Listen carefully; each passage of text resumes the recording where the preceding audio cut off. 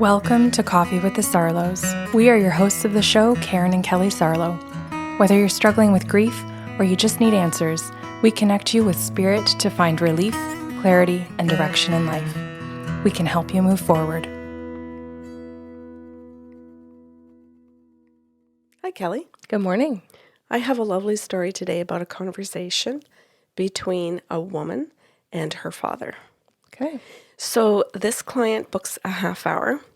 She asks me if I can connect after we move through the consent process to her dad. And her dad's spirit comes in and says to me, okay, I've been passed for like a long time. And I said, well, like roughly, what do you mean? Like less than 5 years, more than 5 years? Like, do you want to give me some time frame that might be beneficial to her to give her a factual piece of information? And he says, yeah. He says, 15 years. And I said, okay. So I told her that. I said, your dad is here. He says he's passed over. And she goes, She goes, I thought you assumed that you're a medium. And I said, well, yes, but I always have to explain to clients that we do psychic work as well. We don't just speak to people who've crossed over. We speak to all kinds of souls. And she goes, do you mean if my dad was alive, I could call you and ask you about conversations between my dad and I, or how he's doing? And I said, oh my goodness, yes, I get asked that frequently. She goes, well, this is very cool and of interest to me. Continue. She says, you go ahead. So then when I return my attention to her father, he says, she wants to confirm that I know what's been going on in her life because it's been 15 years. And I said, okay, so what do you want to tell her?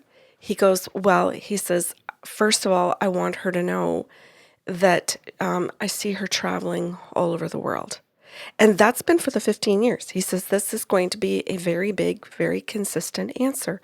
And I said, why does she travel around the world? Like, is there a particular reason for that? Is this vacation? Is this holidays? Is this retirement? And I'm going to say that I asked that because this woman is an older, or pardon me, she looks older to me. And I thought, well, maybe he'll give more information if I ask that kind of a question. And he goes, oh, he says, my daughter's still working, but she is in her mid-60s. And he says she has retired, but she's still working and for the same company. So like she retired, but they've kept her on. And he says, so she travels around the world for enjoyment, for her own purposes. And he says, this is very important. And he says, but she also travels around the world for her entire career because she's in human resources. And this is a large company that has, what do you call that? Like branches or whatever you want to call it, companies on all continents. And so she truly gets to travel the world. And she's part of setting up new offices. So she goes to new places as well.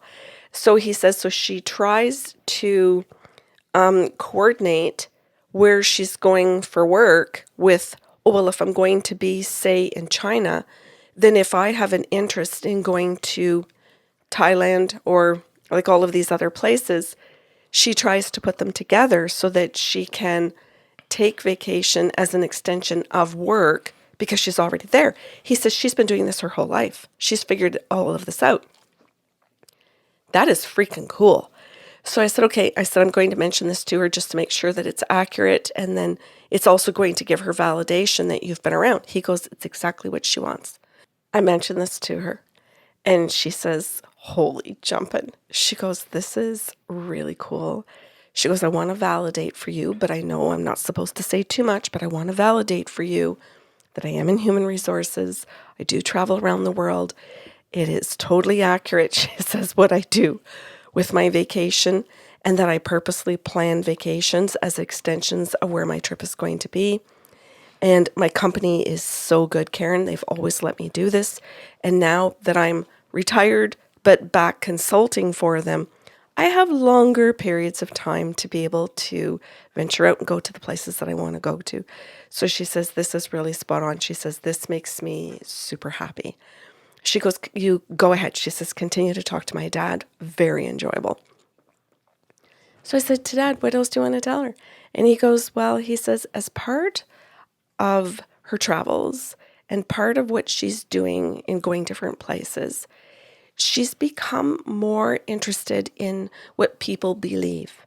So she's very personable in human resources. And he says, but she's very personable, but she really wants to understand connection to people. So she's really chosen to go into research in huge amounts of ways in regards to religions, belief systems, cultures, communication, like basically those four big things. So those four things go perfectly with her career, which have really helped her advance. But she also enjoys living her life this way. So what has happened is she's growing internally all of the time in what she thinks and believes. So he says, we raised her mom and I raised her in a particular religion. He said, I wasn't in the religion. And he said, but her mom was. And he said, so I always stayed on the outside of it. He says, I liked things that were logical. He said, I never really found any of the religions logical. He said, I always found that they said things that were conflicting. He said, I always found that you could find a loophole in that they'd say this, but it made no sense to that. Or it made complete sense if you believed in ETs. It made complete sense if you went beyond what the religion was actually trying to tell you. So he said, I don't know. He says, I just kind of went through life doing my own thing, but her mom stayed in a religion. And he said, so as she goes through life, he says, I see, especially over the last 15 years since I've passed, where she has really become more like me than like her mother. And he said, and I think it's part of the reason why she's reaching out to me now today to find out if some of the things that I was questioning about religions is in fact accurate, because she's questioning the same things. And because she's traveling all around the world, she's getting more opportunity to actually speak to all of these people and to go to these places. And I'm going to say something, Kelly, because I don't want to be like offensive to anybody listening to this, but she's going to places where some of these religions actually, will say, originate. And to some of the offensive. Okay, but somebody listening might find it and go, well, I have an ashram here Well, in this humanity country. also had to originate in a particular place, and that's not offensive. Okay, perfect. Thank you. You Unless said you're that a white well. man. Okay, that's good. Thank you. So he goes on and he talks about this, and he talks about how she's changing the way that she listens. He says that she's changing the way that she's questioning things, the way that she's finding her own logic. But then he moves into it and he says, and it's not just logic for her. He says, that's where I wanted to kind of like draw my line. He said, it had to be logical. And he says, but she's moved into that it doesn't just have to be logical. It has to sit for her in her own heart. And he says, so she's moved into a different kind of space than me. I was just all about the books and the reasoning about it, the history of it, tracing it, which she loves. But she's sitting in it and saying, I'm going to sit quietly. I'm going to see where this sits within me. Does it resonate? He goes, this is a big word that she uses. Does it resonate with me? And that's with her moral system, with her personal values. He says she's really doing like a bigger deep dive, and I'm really proud of her for it. He says it's not something I got to, but I want to point that out, that there's a difference between her and I. But I want to say this is what she's doing. That's really what she wants to know if I know. He really understood her on so many levels. And that is something that she wanted to see if her dad knew about her. So wherever it is that he's existing, which is really her interest now, where does he exist? How does it function where he exists? Can I connect to where he is? How does that work where that connection exists? What's it called? She's really going more deeply than him. And she wants that confirmed. So he shows up to say, I can confirm all of this for her. So he does. So I say all of this to her and she's like, holy jumping Karen. She goes, this is absolutely phenomenal to me. She says, because you're saying that my dad sees my physical body move around on a planet. She goes, unbelievable. She goes, absolutely love this. And she goes, but you're also saying that my dad sees my thoughts changing.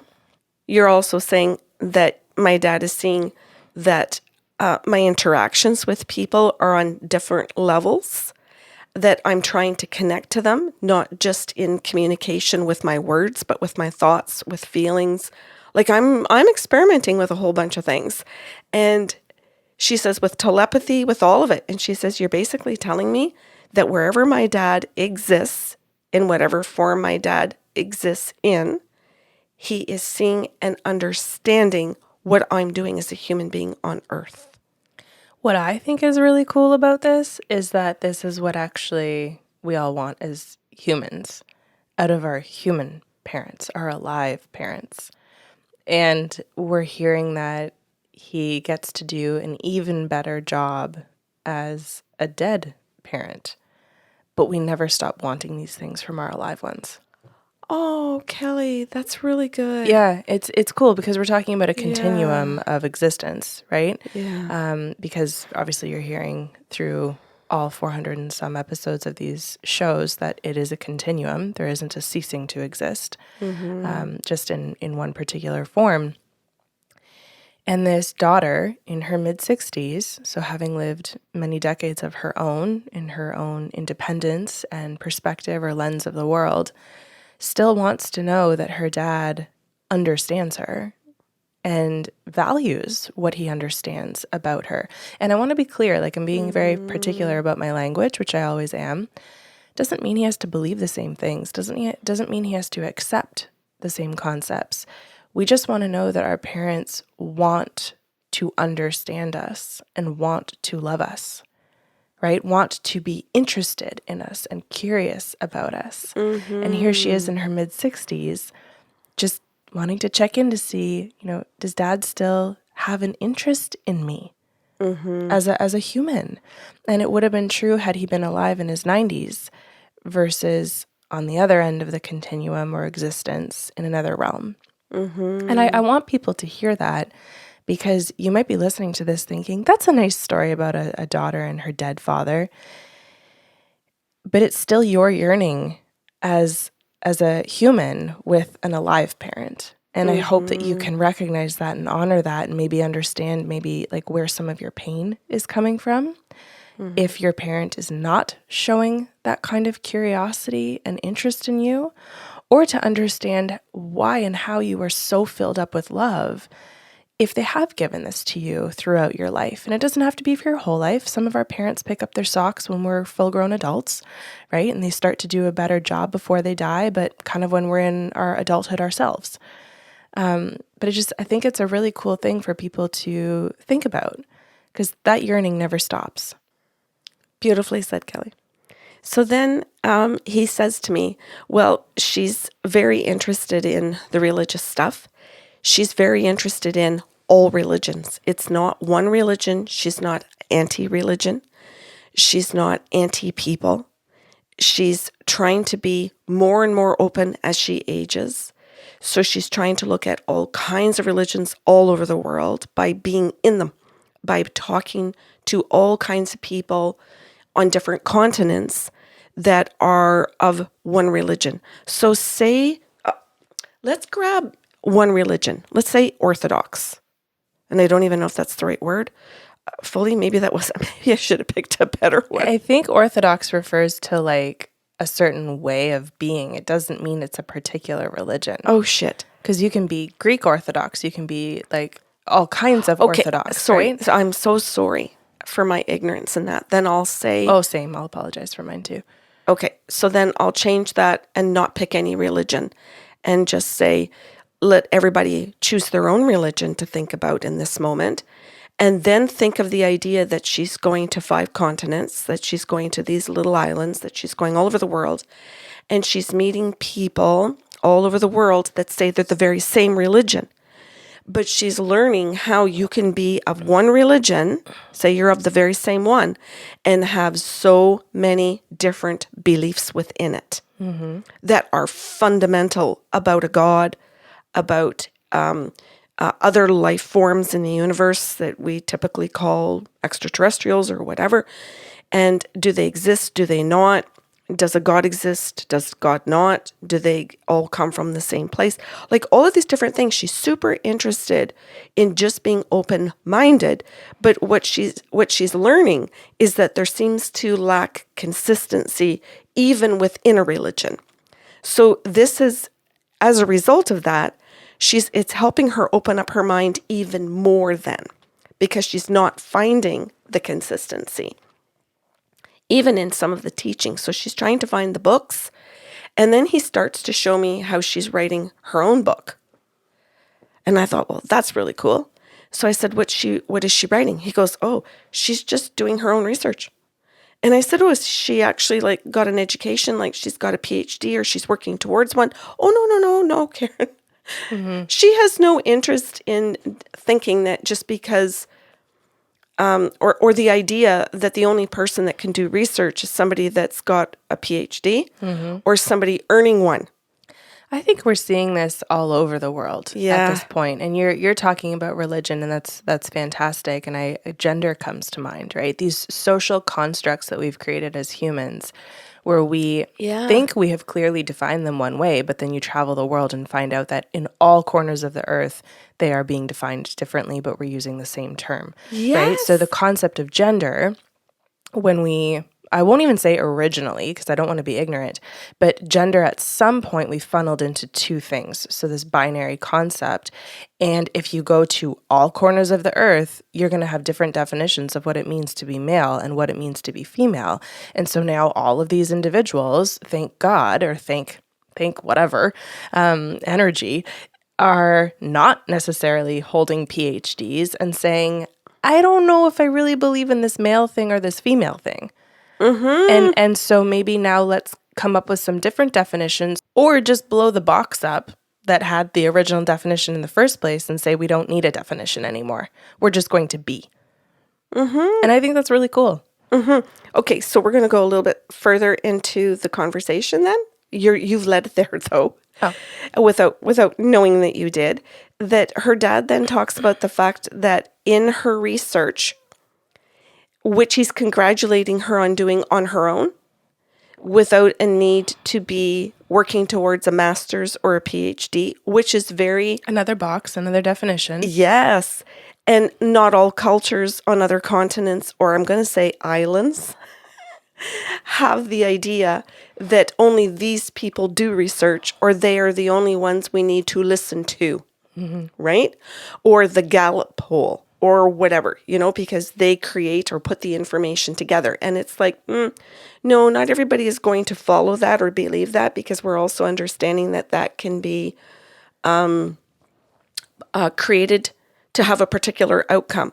So what she's doing is she's just doing her own because it's of interest to her, and she's deciding, I'm going to believe what I choose to believe. But I'm truly going to be non-judgmental, or I'm going to come to a judgment based on my own evidence. So then this kind of goes right into the fact, Kelly, that she starts, as she's researching all these religions, because she's looking at beliefs, she ends up going down this path of where religions are intersecting way back in history with beings that have come from different galaxies and different systems, and how they have interfaced with humans to create and influence DNA. So I thought, well, that's really interesting. So I said, am I supposed to tell her that? And he goes, yeah. He says, I want you to say that, but he says, I have no opinion about it. I'm not here to influence what she's doing. I'm here simply to say I'm witnessing what she's doing, because that's what she's asked of me today. Mm-hmm. And I want to stay in those restrictions that's what she's asking. So I said to her, hold up. And I told her, I said, this is where your research and where life has led you in your 6.5 or whatever decades on Earth, and your determination to be open-minded is that when you opened the door to religion, it walked you right into these other pieces of information. and realities and truths about the human experience and the planet. And she went, oh my God. She goes, I can't even begin to tell you how excited I am that my dad is confirming this for me. She said, okay, Karen, our half hour is up, and I'm so sorry that it is, but this was richer than anything I could have hoped for. She said, this is all what I've been doing in the journey of what I'm calling this life experience as this person. And she says, I can't thank you enough. She says, I will be sure to reach out to you again in the future. But she says, I wanted to say something to you. Is this the end of our session? And I said, it is. I'm done.